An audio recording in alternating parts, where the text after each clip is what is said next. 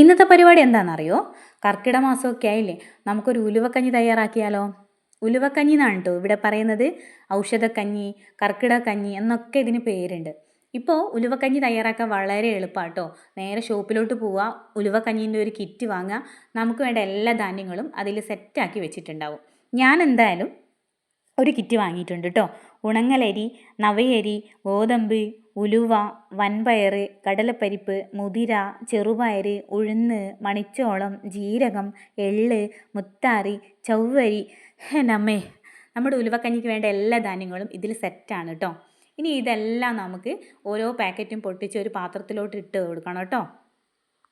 നമ്മുടെ നാട്ടിൽ കർക്കിടക മാസമായി കഴിഞ്ഞാൽ പ്രസവിച്ച സ്ത്രീകൾക്കൊക്കെ വേണ്ടി പേറ്റ് മരുന്ന്, ധാന്യങ്ങൾ വറുത്തിട്ടുള്ള പൊടിയൊക്കെ തയ്യാറാക്കലുണ്ട് കേട്ടോ. അക്കൂട്ടത്തിൽ നമ്മൾ ഈ ഉലുവക്കഞ്ഞിയും കൂടി തയ്യാറാക്കും. അതായത് അവർക്ക് മാത്രം പോരല്ലോ ഇമ്മ്യൂണിറ്റി, കൊച്ചുമക്കൾക്കും പ്രായമായവർക്കും ഒക്കെ കഴിക്കാൻ പറ്റിയ ഒരു നല്ല ഔഷധ കൂട്ടാണ് കേട്ടോ ഉലുവക്കഞ്ഞി എന്ന് പറയുന്നത്. ഞാനിതെല്ലാം പൊട്ടിച്ച് എല്ലാ പാക്കറ്റും പൊട്ടിച്ച് ഇതാ ഒരു പാത്രത്തിലോട്ട് ഇട്ട് വെക്കുന്നുണ്ട്. നമുക്ക് ഇത് ഒന്നിച്ചിട്ട് മിക്സ് ചെയ്ത് വെച്ച് കഴിഞ്ഞാൽ നമ്മുടെ ആവശ്യാനുസരണം ഈ കർക്കിടക മാസം മുഴുവൻ ഈ ഉലുവക്കഞ്ഞി നമ്മൾ തയ്യാറാക്കും കേട്ടോ. നമുക്ക് എളുപ്പത്തിൽ ഇതിൽ നിന്ന് ഓരോ അളന്നെടുത്ത് നമുക്ക് തയ്യാറാക്കാൻ പറ്റും. ഇതിൽ എള്ളും മുത്താറിയും നമ്മൾ ഇതിൽ ഒന്നിച്ച് മിക്സ് ചെയ്യുന്നില്ല. നമ്മൾ ഉലുവക്കഞ്ഞി തയ്യാറാക്കുന്ന സമയത്ത് അതിൽ ചേർക്കുകയാണ് ചെയ്യുന്നത് കേട്ടോ. ഞാനിതെല്ലാം മിക്സ് ചെയ്ത് ഒരു പാത്രത്തിൽ അടച്ച് വെക്കുന്നുണ്ട്. എനിക്ക് അളവിന് വേണ്ടിയിട്ട് ഞാനൊരു സ്റ്റീലിൻ്റെ ഗ്ലാസ്സും കൂടെ വെക്കുന്നുണ്ട്. ചെറിയൊരു ഗ്ലാസ്സാണ് വെക്കുന്നത്. നമ്മൾ 4 പേർക്ക് വേണ്ട ഒരു അളവ് പാത്രമാണ് കേട്ടോ ഇത്. നിങ്ങൾക്ക് വേണ്ട അളവ് പാത്രം എങ്ങനെയാണെന്ന് വെച്ചാൽ നിങ്ങൾക്ക് സെറ്റ് ചെയ്യാം. ഇത് നമ്മൾ തലേന്ന് രാത്രി വെള്ളത്തിൽ കുതിർത്ത് വെക്കണം കേട്ടോ. എന്നാൽ രാവിലെ ഉണ്ടാക്കാൻ എളുപ്പമാണ് കേട്ടോ, പെട്ടെന്ന് വെന്ത് കിട്ടും. അതിന് വേണ്ടിയിട്ട് നമ്മളൊരു പാത്രത്തിൽ അളന്നിട്ടിട്ട് വെള്ളം ഒഴിച്ച് ഇത് കുതിരാൻ വയ്ക്കാം. പിറ്റേന്നേക്ക് ഇത് നന്നായിട്ട് കുതിർന്ന് വന്നിട്ടുണ്ടാവും.